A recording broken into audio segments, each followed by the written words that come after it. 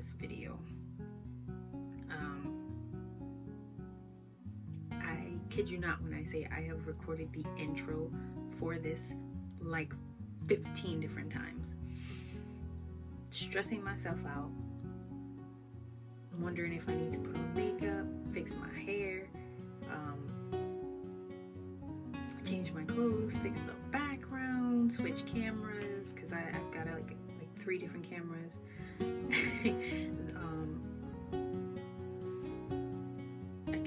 I can't do that anymore.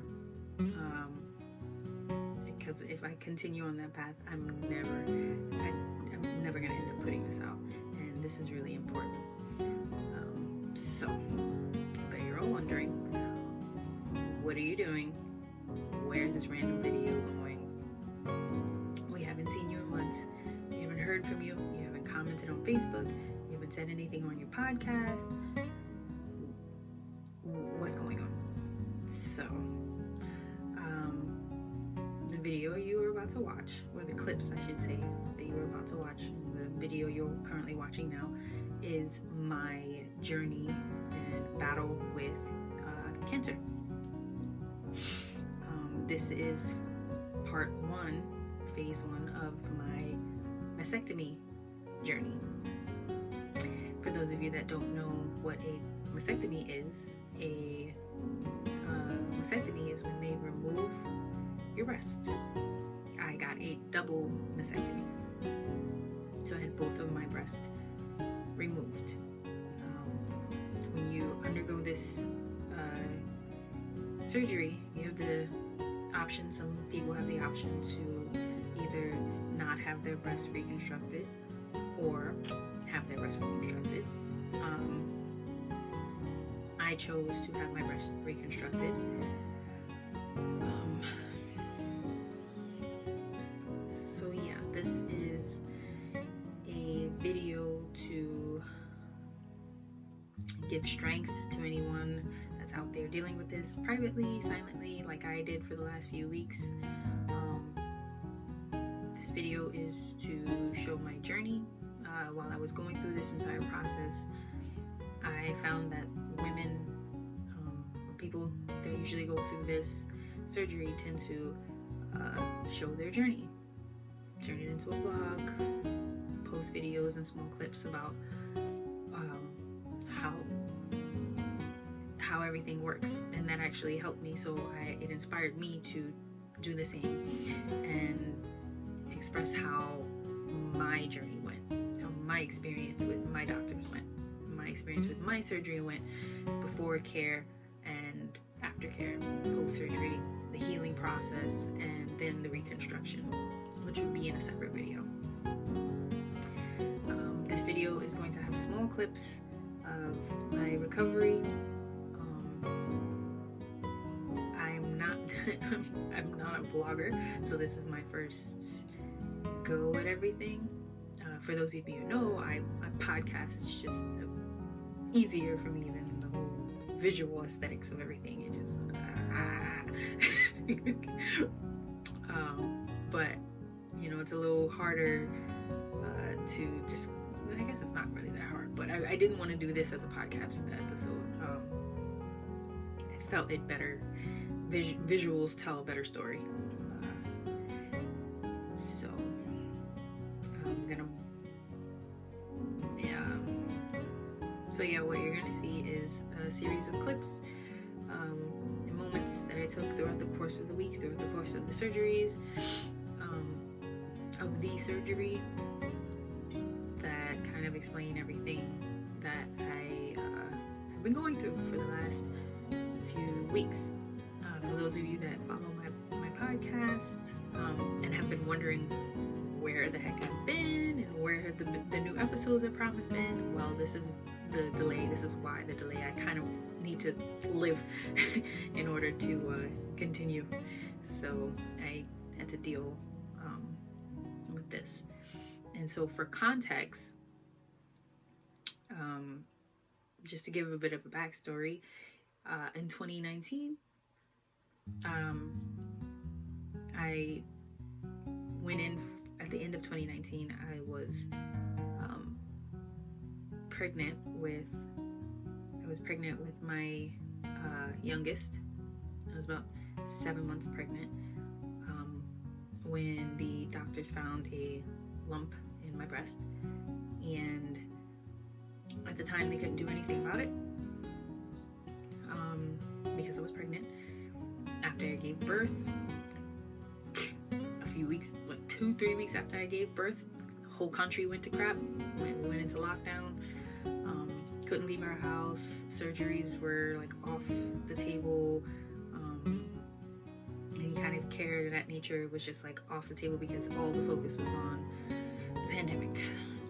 So I had to wait quite a few months during that time. Kept up with my doctor's appointments via telehealth. And then I was given my options, which was to get a double mastectomy, to just take everything out. And that's what I did. That was my choice. And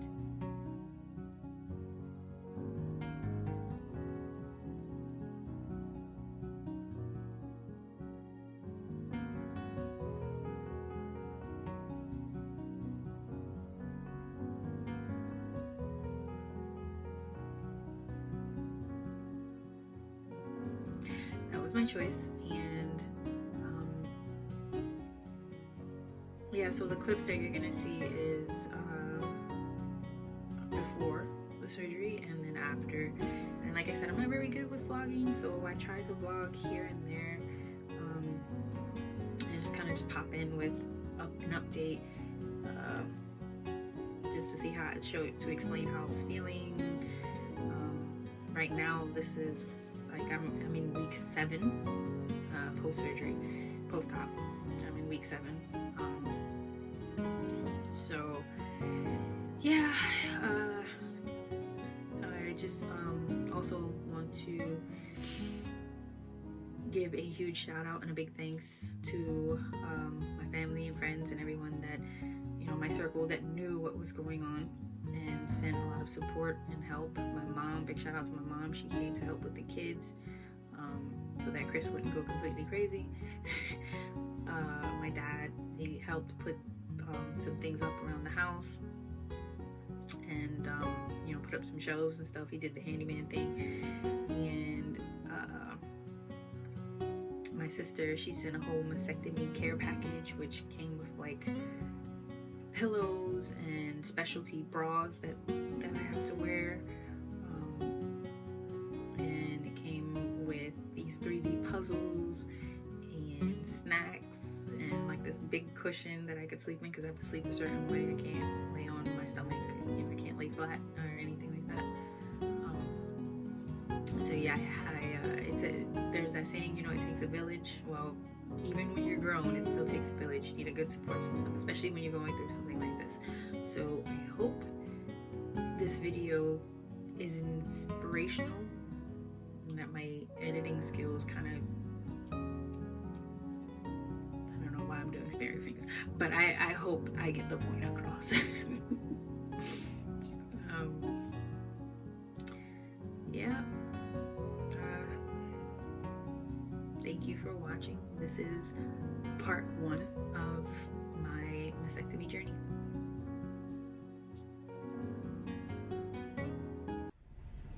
So I thought I'd just pop in real quick, start this vlog off. Today is November 18th, and in exactly 30 days I will be getting a double mastectomy. Went and got a mammogram and then another an MRI with contrast, with a special dye in it. I forgot the name of it, but they put you in like this torture chamber machine and you have to like stick your boobs into it, and it's like an MRI but for your boobs. Not the mammogram, but like another specially designed scan specifically for your boobs. So did that, and still there. Lump is still there. They told me I'm stable right now, and I spoke to I got genetic testing done because my grandmother, my aunt, and my great-grandmother, well, my grandmother, she dealt with cancer. She passed away from it. She had a double mastectomy as well. But by the time she did the mastectomy, it had spread everywhere. My great-grandmother, she had skin cancer and she passed away. My aunt, she had a full hysterectomy because she started developing cancer. So they required that I get a genetic test done. I did the genetic test, and turns out I am at a higher rate of I'm 3 times more likely than an average person to develop cancer. I have a rare genetic gene mutation called RAD51, which puts me at a predisposition to develop ovarian cancer, a very aggressive form of ovarian cancer. And it also means that this type of ovarian cancer can lead to certain types of aggressive breast cancer. So with the lump and finding out the genetic mutation, not happy times, not at all. So that is where we are at right now. This is day 1. This is how I'm going to start the video. I'm in the car right now waiting for Chris to get out of the bathroom because we are at Stop & Shop and he needed to drop a deuce. So I just wanted to get the explanation. Yes, and little Ethan is here. He doesn't understand what I'm saying, so that's kind of why I decided to do it now. And here comes Chris. Catch you guys later.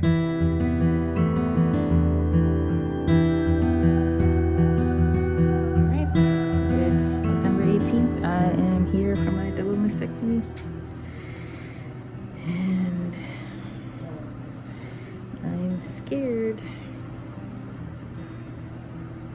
I'm scared. I'm all alone.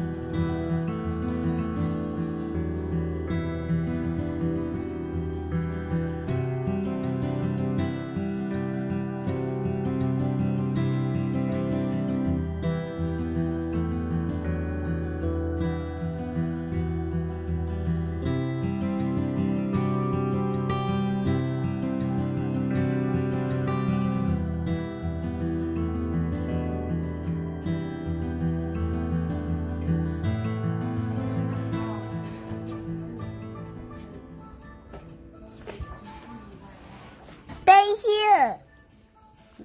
They home. It's okay, baby. Hi. Hey, Daddy. Hey, Mommy. Hi, Mommy and Daddy. Wait, Ethan. No, don't touch it.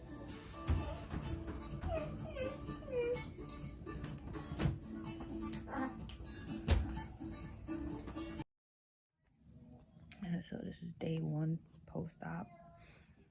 Oh, tired. My head hurts. Everything hurts. It's like really painful. I just got some bruising.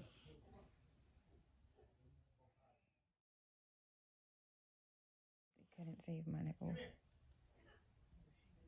So those are the expanders. It's like this plastic bubble that they fill up. Got a rash from the antibiotics too.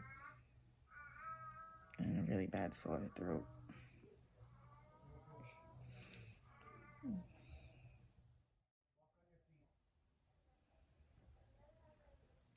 tired. I'll find out the results in a week of the tissue sample they took from the lump.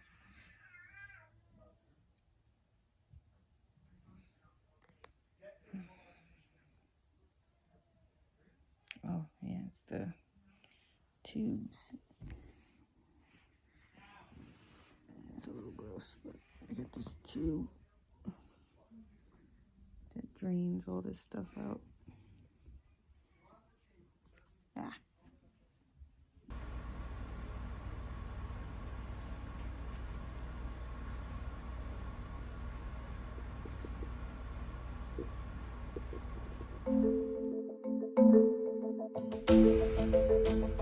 While we may be sheltering in place, cancer is not sheltering in place, and it's anticipated over 600,000 people may die of cancer in the United States this year. And it's essential that people show up for their cancer screenings, whether it be colonoscopies, mammograms, cervical cancer screening. It's essential that people talk to their doctor about what screenings they may be due for and recognize that screening for cancer saves lives. We are here for you. You may have to wear a mask, or you will have to wear a mask when you show up. We will all be protected, and it's essential that you not forget your cancer care. My skin feels like it's on fire.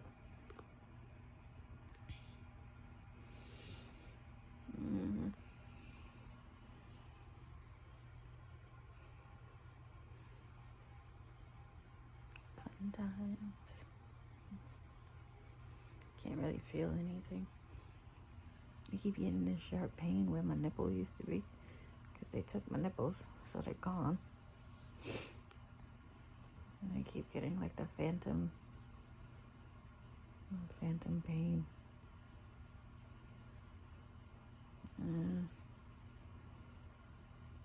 It's weird. I actually have a little sensation in some places, but the rest is just can't feel nothing.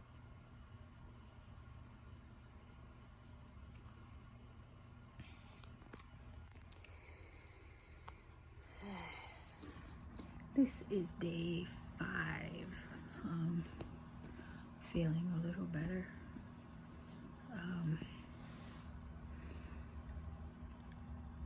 Let me start that over.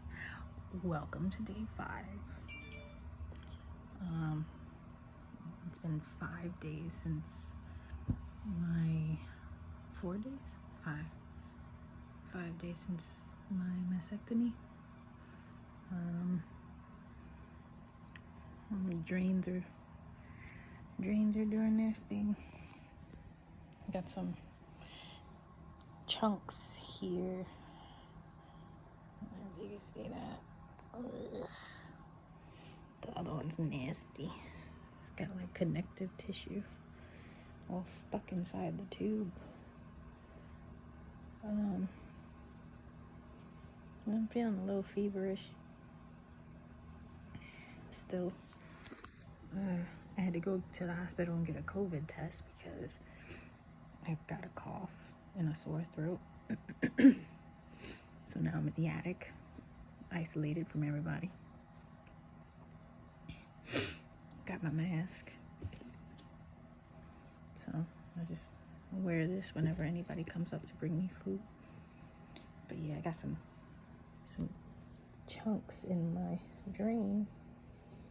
It's like boob meat, I guess. Let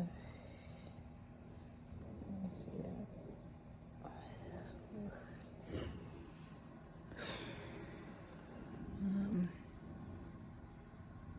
They gave me some good painkillers and diazepam so I don't freak out at what has been done to my body. One of the drains is a little swollen. You can see. It looks like I have something here, but really what's there is they put these plastic things called expanders in, and what they do is I have to go to the doctor every week and they fill it up with liquid to stretch the skin out so that the skin is stretched out enough so that when they put the implant in, it'll look like my regular boobs. But yeah, but yeah, here in my little quarantine area in my office. I got my little leg cushion and then my back cushion that my sister got me. Shout out to Munchie. She got me this 3D puzzle.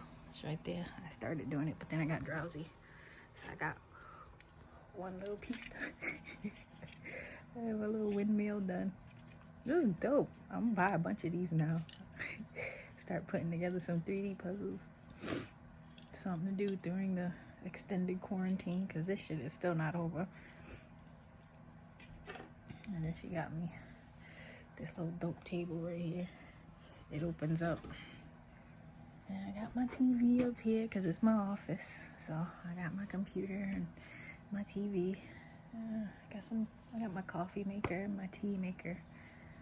And I got my little fireplace. Yeah. I'm pretty good.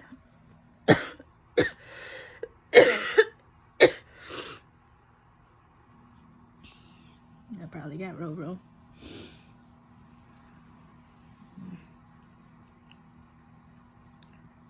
Yeah. Okay. Got my crackers and some Gatorade. I'm alright for the most part.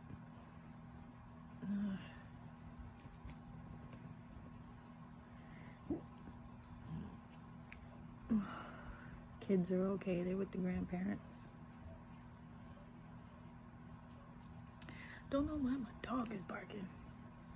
They'll figure it out.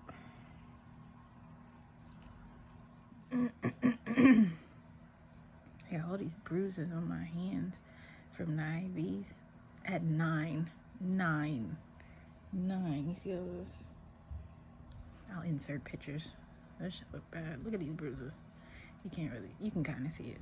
Big ass green bruise. It's here, and right there, and then one right here.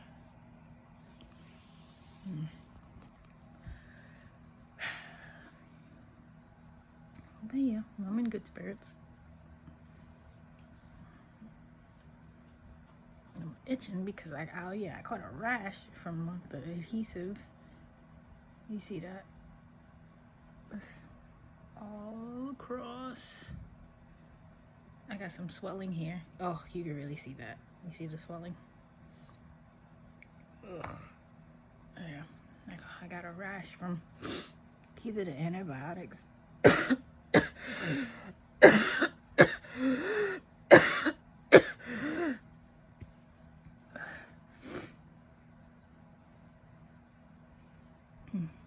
had a rash from either the antibiotics or something else. But now I got a freaking rash. So I'm sitting here scratching.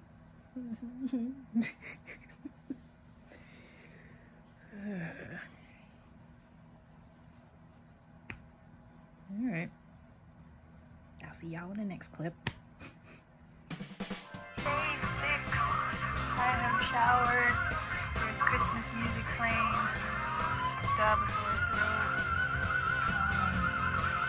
My sister bought me this shirt that has these like little hooks for the bag, so I feel like a human again. And it opens in the front, so I don't have to struggle to put a shirt on. I took a sponge bath, so I feel better. I'm doing my hair somewhat. I'm okay. Not as sore. Apparently we were not cleaning the drains out the way we were supposed to. We were supposed to strip the drains, these things.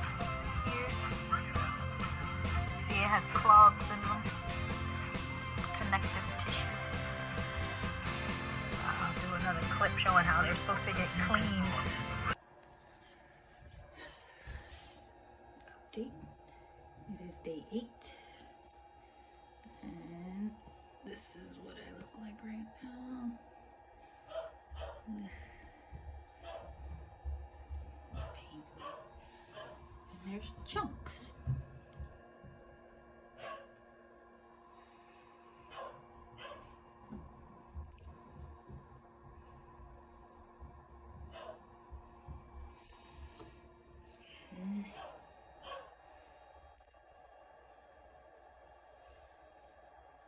Little chunks.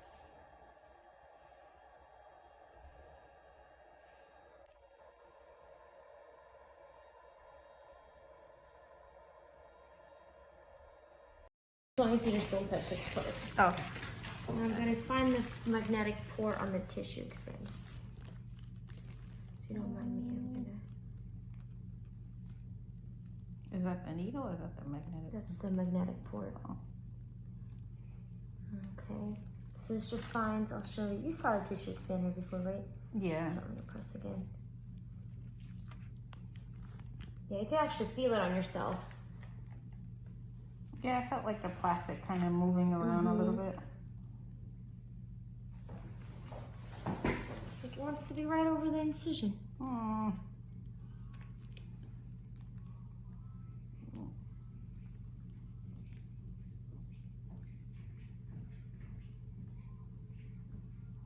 Are you okay if we put more air in today, or would you rather wait till next week?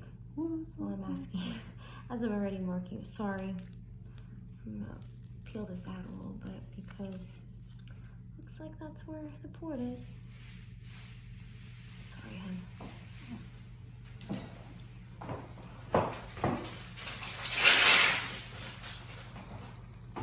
All right, just cut this for us.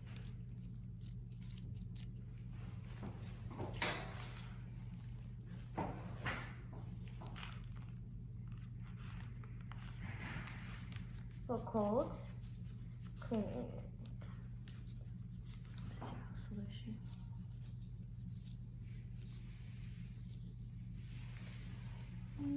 Okay, you might be a little sore tomorrow, but you know, a little Tylenol won't hurt.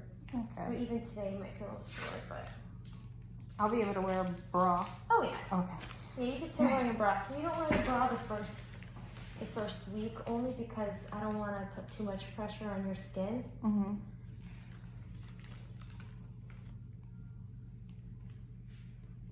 Like I said, a little needle, okay? For sure. You okay? Yep.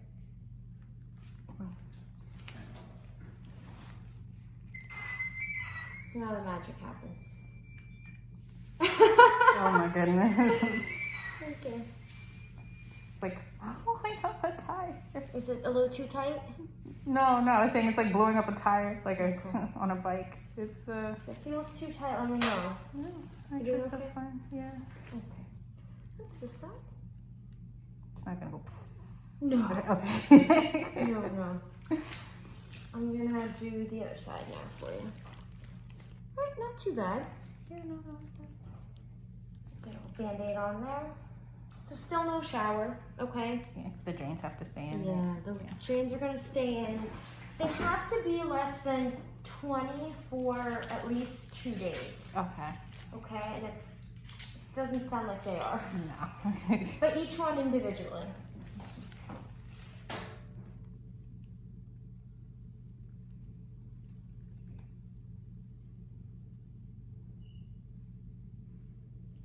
Okay, little poke, same thing, okay? Doing okay?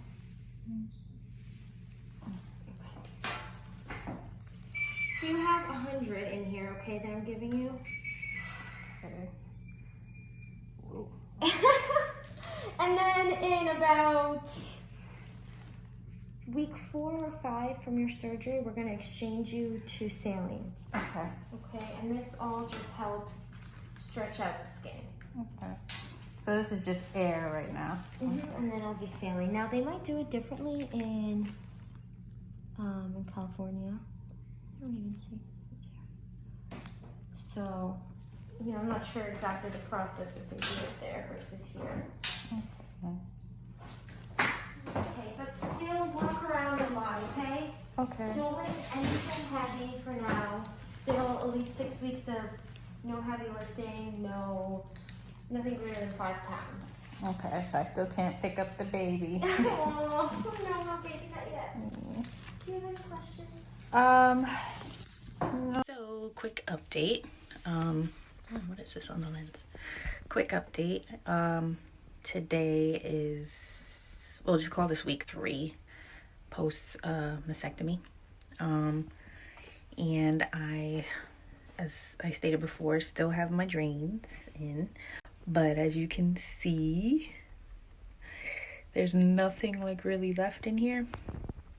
So the drains will be coming out today, hopefully. And once that's done, then I can start the reconstruction process. This is padding, so there's nothing here. This is just padding and the expanders. But yeah, you can see it's just, see, the boob is here. It's not real. But yeah, then I can start the reconstruction process and take it from there. Lift up ones. I'm just gonna milk them. I'm not doing anything. Okay.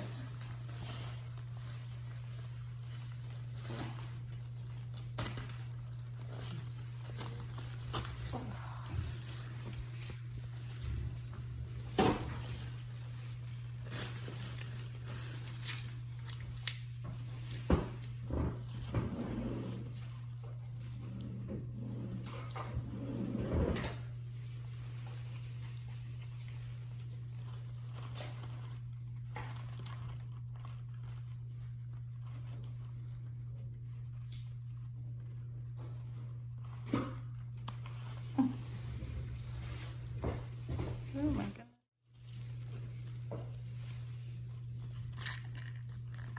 Oh my god. Oh, oh my goodness.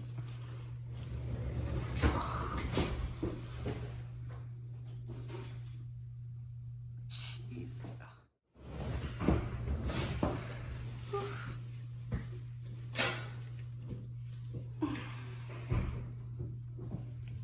That's gonna heal up on its own, right? No stitches needed. Okay. A seizure happening.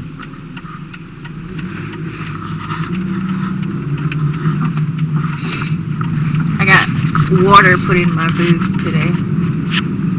Water boobs? Yeah, instead of air. Next level? Yeah. So they had to suck all the air out. So they sucked the air out of my boob today, and it looked like they suck the air out of your boobs? they stick Who sucked the air out of you? Well, it was the plastic surgeon and his nurse. I'm pretty sure that's how most Pornhub videos start. Alright, man, we're gonna suck your titties. Shut up. Please lay on the bed and just close your eyes. So We'll take care of it. they stick a. Oh, hey, okay. This just gets better and better. They stick a 10-inch needle into the expander, and then shoot the air back out into the air. They shoot the air back into the air. And then they just suck it out until it deflates. And so my boob was just sitting there like a. Yeah, but when I tell you to do that, you hit. Shut up.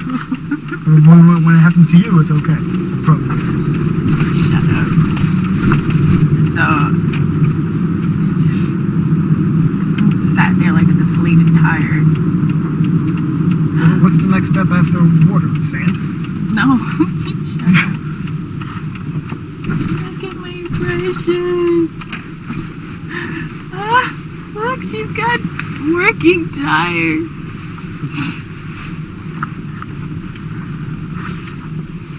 We'll continue this story.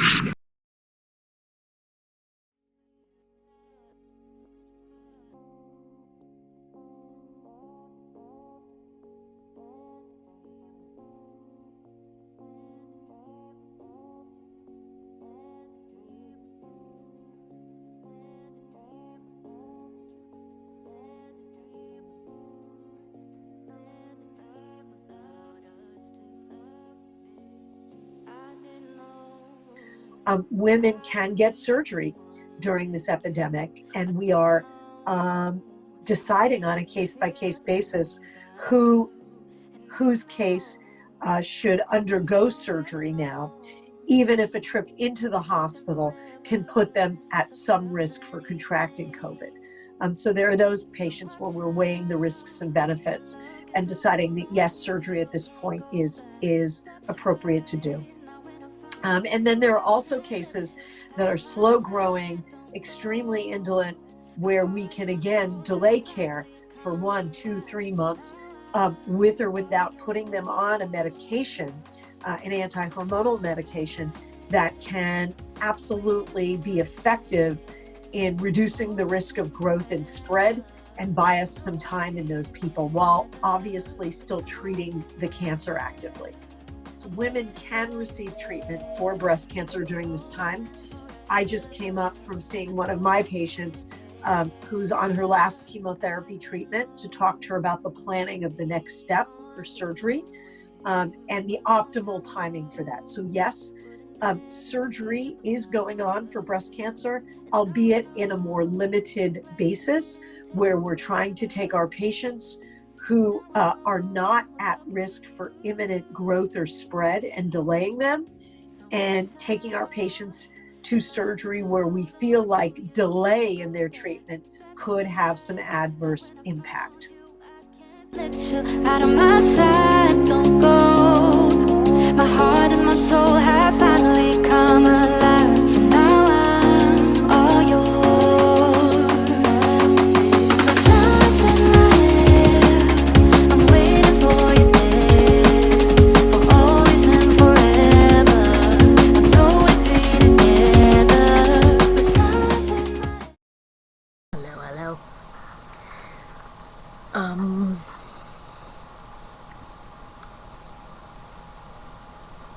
Yeah.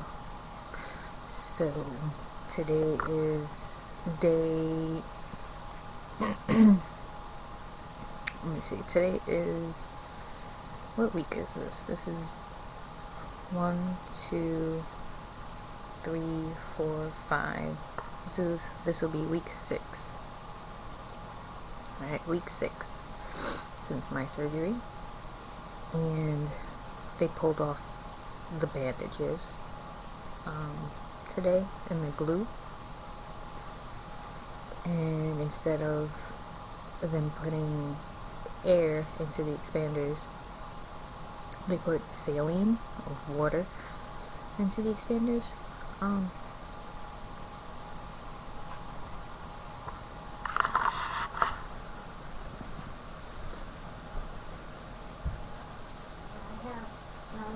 Get $1 on the thing.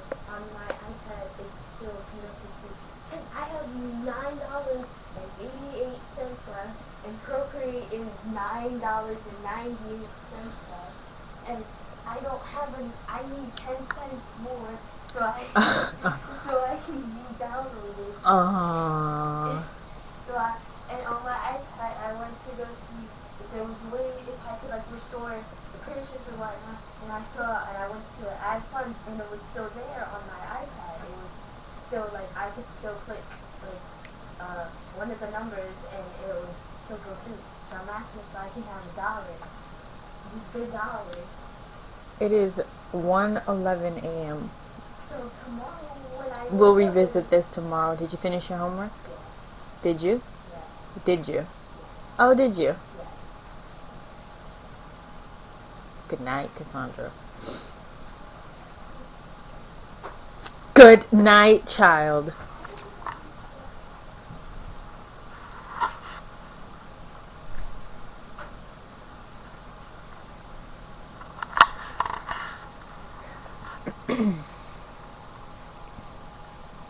What was I saying? I was saying something. Right. So today they put water and saline instead of air into the expanders, and they took the bandages off, and the glue, you know, it's like over the stitches. And I noticed that there are 2 lumps here that look like they're supposed to be my nipples, but they're like up here. So, like, I get it, they're supposed to make them more perky, but whoa, mistakes were made, and I have to talk to my surgeon, and I need to figure out if they can fix it or if it's just in my head and they just put them there so that when they go back in later on they can fix it. Because if they leave it like this, I'm screwed. Yeah, I'd rather than just not make fake nipples. I'd rather just not have them, because this shit looks embarrassing. So yeah, this is week 6. I am nauseous today. Last week was a whole story. It was a whole other ordeal. I didn't record or say anything because I was too sick. Because the antibiotics they gave me, maybe I did record a video, I don't remember. It's quarantine life. The days are beginning to blur together. Weeks, months. But yeah, the antibiotics they gave me, I'm allergic to, apparently, and I never knew this. This is a new development. But the antibiotics they gave me started to shut down my kidneys.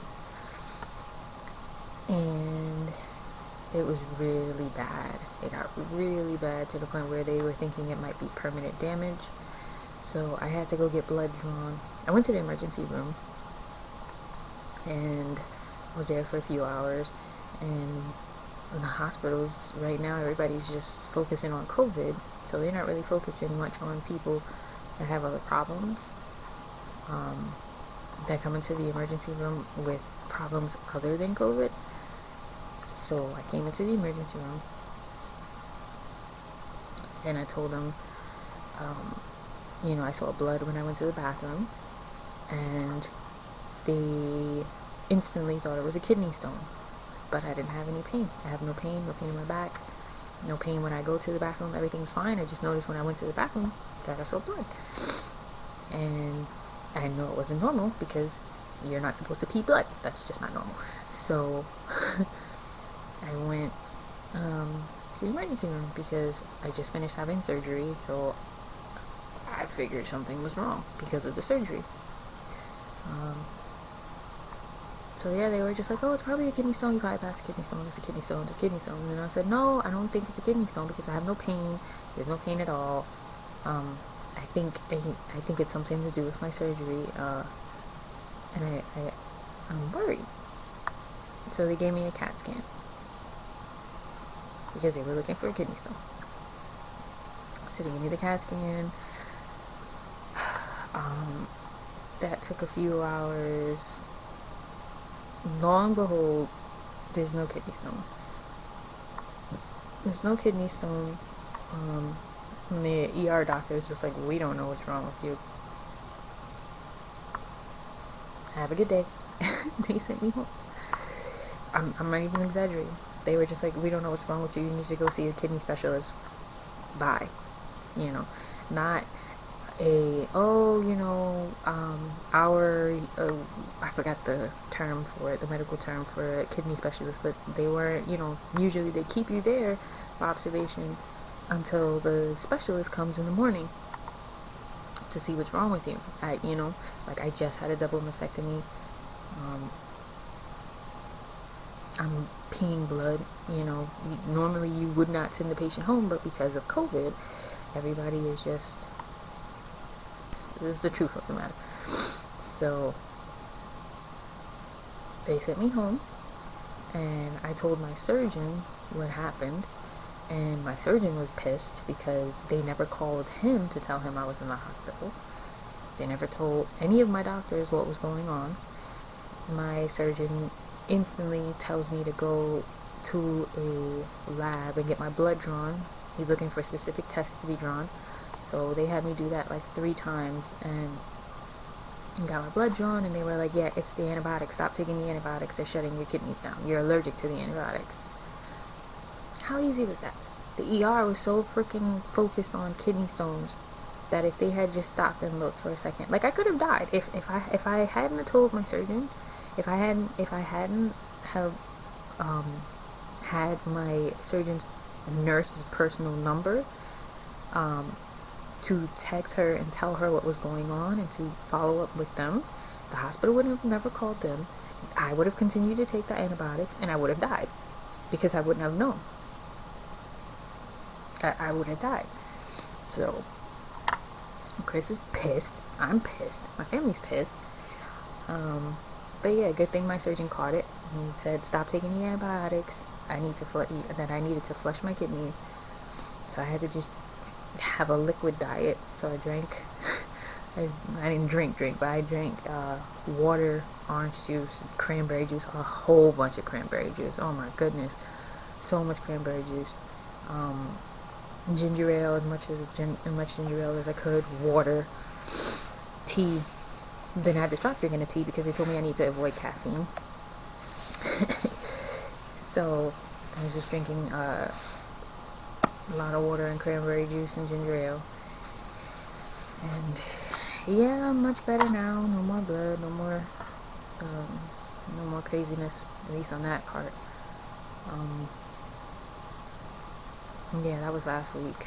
This week, I get to find out that my nipples are like up here somewhere. So it's just getting better and better every week. It's just getting better and better. I don't know, at this point, like, I don't even care. I mean, like, my actual nipples are gone somewhere in a lab somewhere because they cut them off. So at this point, like, I don't even want the fake ones. Just keep them.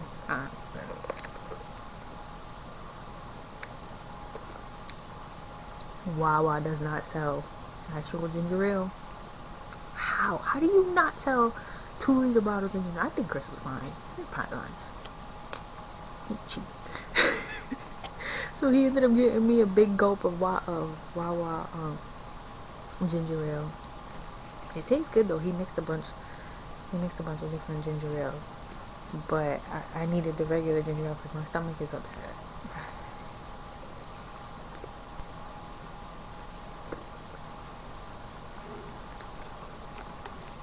I don't know, man. I'm exhausted. And this year has been... I swear, I only remember January, February, and the first 3 weeks of March. And after that, it's like I blink and it's December and I'm getting my boobs chopped off. This year has been... I don't even know if this is a good angle. I don't care. My hair looks crazy. Y'all see my little hospital couch thing? I'm quarantined to the attic. I can't sleep downstairs in the bed.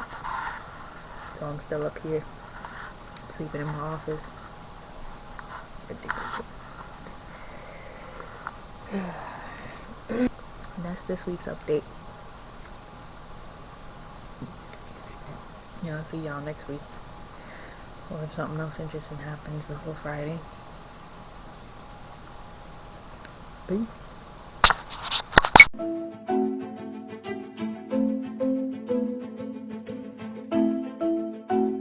One of the things that's really important to know about cancer screenings is it's not just about saving lives, but it's also that when you do show up for your scheduled test, the hope is that we can catch a cancer earlier. For example, I'm a breast cancer oncologist, And while I may be able to still treat a delayed cancer diagnosis, that treatment may involve much more aggressive care, chemotherapy, or more aggressive surgery than we might have been able to do if someone had showed up for their screening earlier and had their cancer been caught earlier.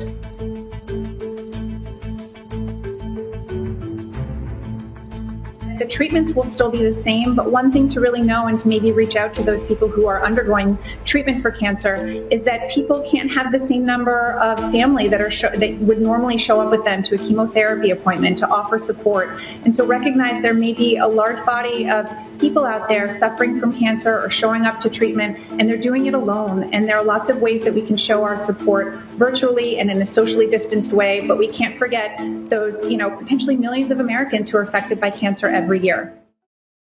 Alright, so you've made it to the end of the video. I know it's been a bit graphic, some funny moments and some very sad moments, but I am still here, obviously, otherwise the video would not exist. But I made it, and I just wanted to thank you all for watching this first part of my mastectomy journey. As I stated, I did the double mastectomy in December of 2020, and then the reconstruction in 2021. So the next video will be the process of the reconstruction and my recovery and any little hiccups or drama that went along with that. But yeah, as you can see, I'm okay. Really, the second part and the third part will be it'll probably focus more on my mental health, because I didn't really touch base on that in the first video, in this video here, and a lot of the clips, because I hadn't fully processed everything, so it kind of just landed on me after the reconstruction, kind of just so yeah. But can you blame me? You just saw everything that I went through in the process, and so yeah, I just want to thank you guys for watching this video. I know it's a bit long. Kind of can't really shorten the process. Where am I at right now? Physically right now I'm in my office. I finished the the puzzle I was showing you guys and added some cute little Funko Pops there.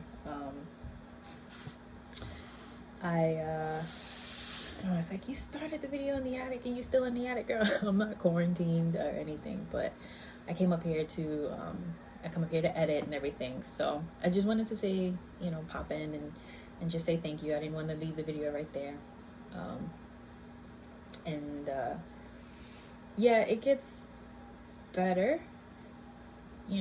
for those of you that are going through this process or about to go through this process. It gets better, it gets worse, and then it gets better. I'm in the middle of that right now. I have one more surgery. One more surgery in January. Right now, today is Alexa. What's today's date? It's Thursday, December 16th. And so the anniversary of my mastectomy is on Saturday, December 18th. So I wanted to release this video on the anniversary. So if you're watching this, I should have released this on Saturday or Friday night. For those of you that are subscribed to my podcast, now you get the full extent of why I'm not as consistent as I should be. A lot of mental health and a lot of physical, just a lot to recover from. And sometimes, you just don't have the energy to get up and record and edit. And I also have 3 kids, and there's no more virtual school, so we're still dealing with this pandemic, and it's all this anxiety and all of this stuff. So the next 2 videos are really gonna focus on mental health. It's a little easier. I actually thought it was gonna be harder to vlog, because I feel like podcasting is easy because you just talk, but it's a little easier to do this, where you just kind of pop in with a clip and, you know, give an update and talk, and then, you know, you can edit it and post later. But with audio, forget it. If somebody's screaming in the background, or your recorder isn't working, or the mic wasn't plugged in, that's happened a few times to me, where I thought I recorded an entire hour of audio. Nope. And I was like, you know what, I'm not doing it. I'll try again tomorrow. But yeah, you know, this is why I hope you can better understand now. And I look forward to continuing the podcast and continuing this series and any other, you know, tidbits I want to add as I continue this journey. Suffice to say, cancer sucks. My battle and journey with cancer is not over. Not at all. But I will I will leave it there and leave it for the next 2 videos, and you know, leave me a comment. If you're seeing this on the day of my anniversary, leave me a comment with some positive words and a happy anniversary, you survived, or hashtag I survived.